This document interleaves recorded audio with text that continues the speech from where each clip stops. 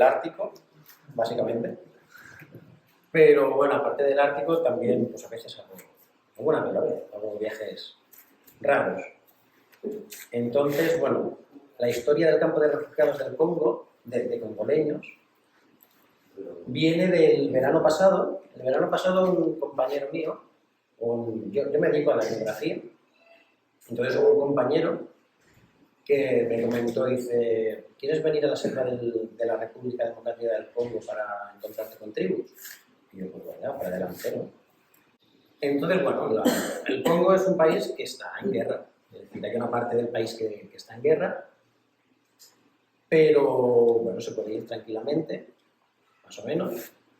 Entonces, bueno, fuimos para la selva, estuvimos pues, por allí visitando las tribus y yo no sabía prácticamente nada del conflicto que había allí en la frontera con Ruanda y con Uganda, pero una vez estuve allí pues me fui enterando, ¿no?, de toda, después de visitar Goma, toda la región, la provincia del norte de Kivu, pues bueno, ahí desde el año 2012 el grupo rebelde del M23, pues bueno, está haciendo una carnicería por allí. Pero bueno, terminó el viaje con esos conocimientos y ahí se acabó el verano pasado. Pero ese mismo año yo trabajo en una escuela y que he venido una vez.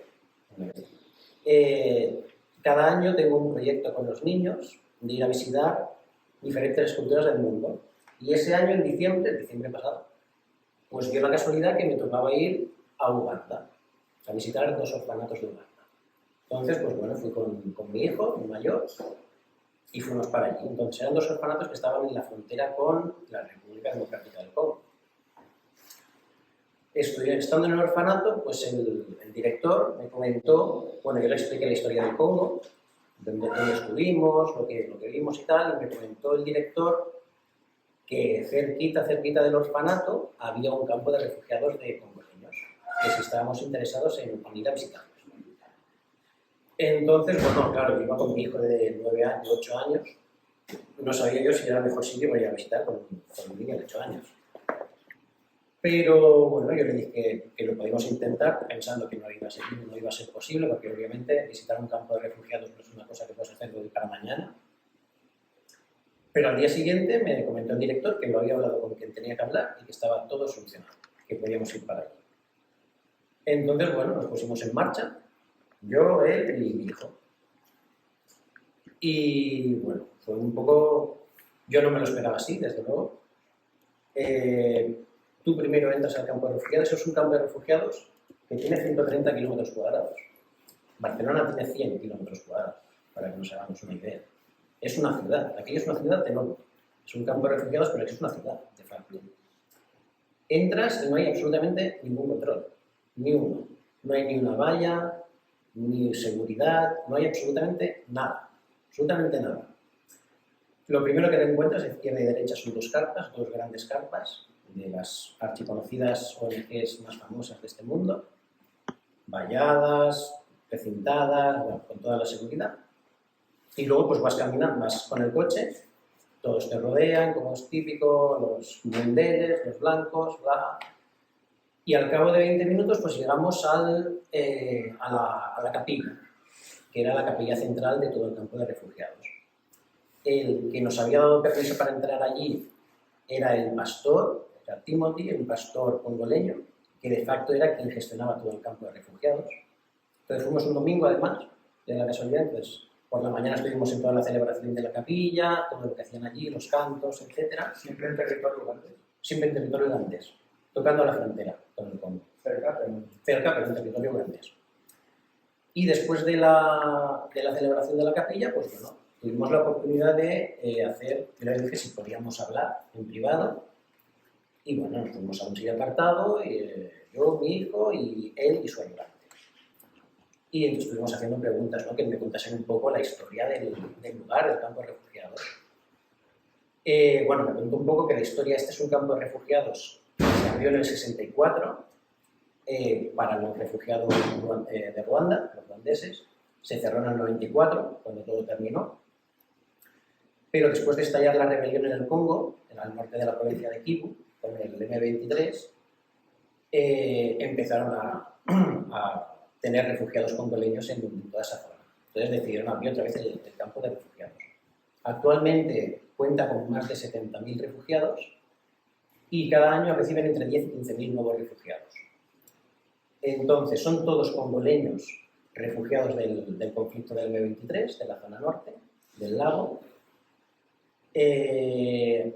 Las condiciones que tienen son que cuando tú entras en el campo de refugiados te dan un terreno pequeñito y tú allí te tienes que montar lo que puedas, cultivar lo que tengas, todo lo que puedas. Está prohibido salir del campo, lo tienen completamente prohibido hasta que no pasan entre 8 o 12 años. A partir del 8º o tal, tienen permiso para salir del campo a la ciudad más próxima.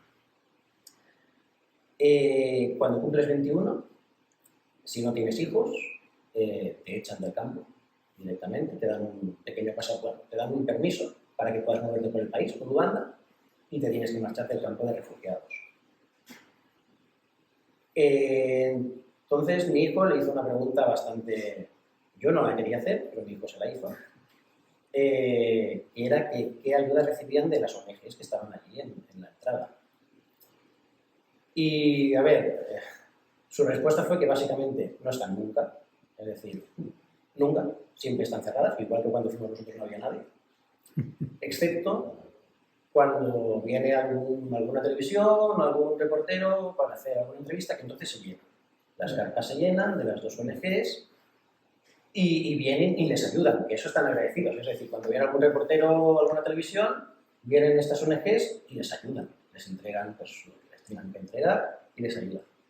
Pero que básicamente no están nunca, es decir, solamente están cuando están los reporteros de televisión